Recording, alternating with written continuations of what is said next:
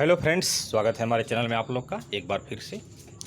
तो ये जो इंटर लेवल तकनीकी गड़बड़ी का जो मामला है, ये तो गलत तो आयोग किया ही है, इसमें नो डाउट। इसके लिए कैसा हुआ क्यों, इसका मैं पिछले वीडियो में जिक्र कर चुका हूँ।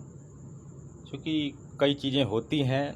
अब जैसे देखिए, जो अधिकारी यहाँ बैठे हैं, तकनीकी गड़बड़ी है, लेकिन जो अधिकारी वहाँ बैठे हैं वो तो तकनीकी से क्षेत्र से नहीं हैं, वो तो नॉन टेक्निकल क्षेत्र से हैं।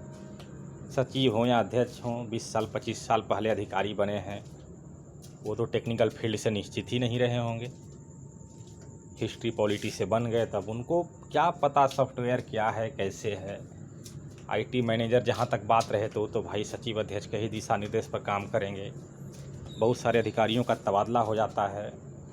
और गलती किया है, वो बहुत भारी गलती किया है, लेकिन वही है आयोग अपना, इसीलिए ट्रांसपेरेंसी का भी अभाव है।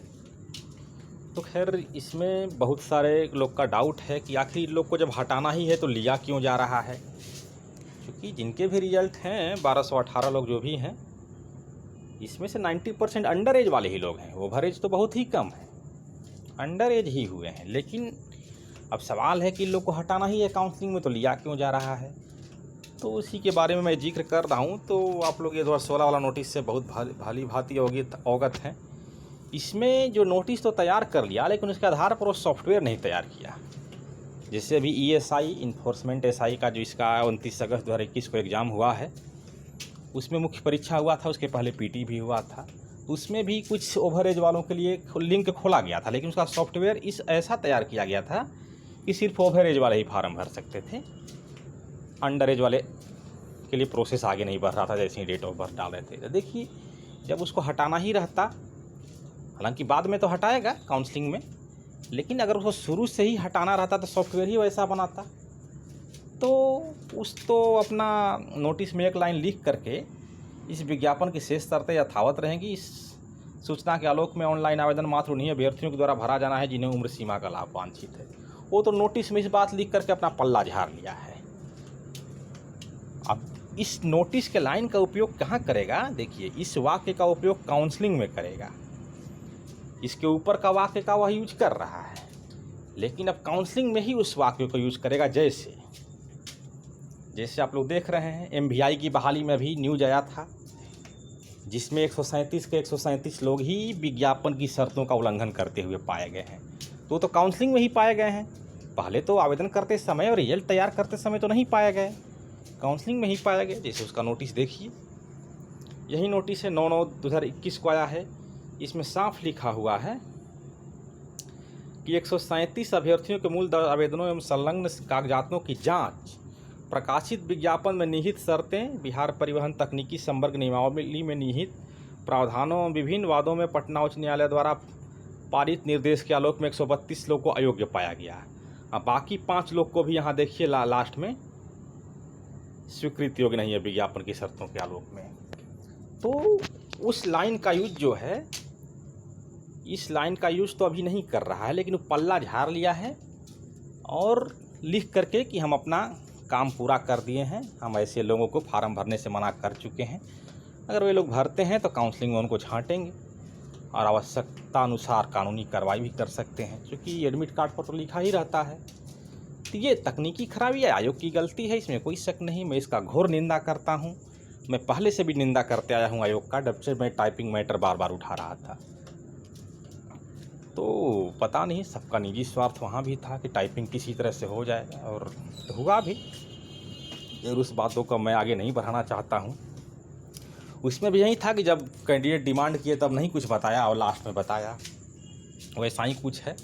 तो इस लाइन का यूज अभी नहीं करेगा, इस लाइन का यूज काउंसलिंग में करेगा। अभी तो बाई प्रोसेस देखिए, अब जब यही बात है कि हटाना है, तब तो फार्म में ही सॉफ्टवेयर बना देता। क्यों लोग ऐसे ही डेट ऑफ बर्थ के चलते नहीं भर पाता, जिसकी डेट ऑफ बर्थ डालता, अंडर एज होने के कारण नहीं भर पाता।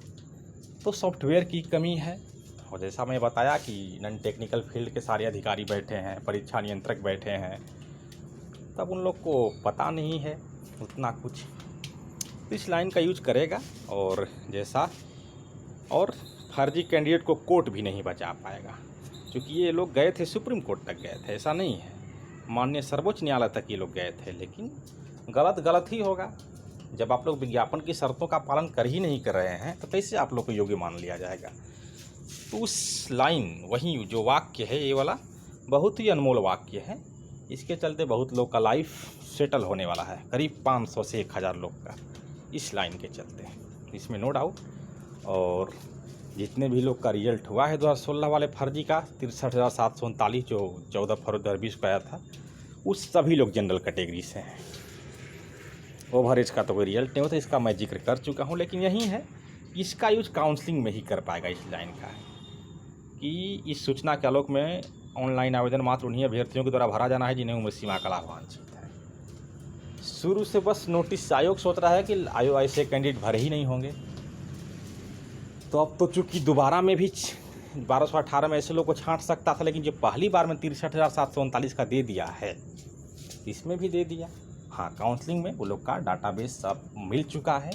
मैं तो बहुत रिसर्च किया हूँ, अब आयोग भी रिसर्च करने लगा है। अब वो लोग का तो खैर बचना मुश्किल है, लेकिन फ़िलहाल थोड़ी सी सस्पेंस रहेगी, लेकिन कोई दिक्कत नहीं है। आयोग की गलती है, घोर निंदा के लायक है। लेकिन अब यही है कि पूरे प्रक्रिया अच्छा खासा डिले हो गई है, 3 से 4 महीना एक्स्ट्रा डिले होगा। अब तब तक कोई और एग्ज़ाम है तो उसकी तैयारी में हम लोग को लगना चाहिए। और यही है, बाकी अलग से वीडियो मैं लाते रहूँगा, जैसा ज़रूरत होगा। तो चैनल पर पहली बार होंगे तो आप लोग ज़रूर सब्सक्राइब कर लें और ज़्यादा से ज़्यादा शेयर भी कर दें। धन्यवाद।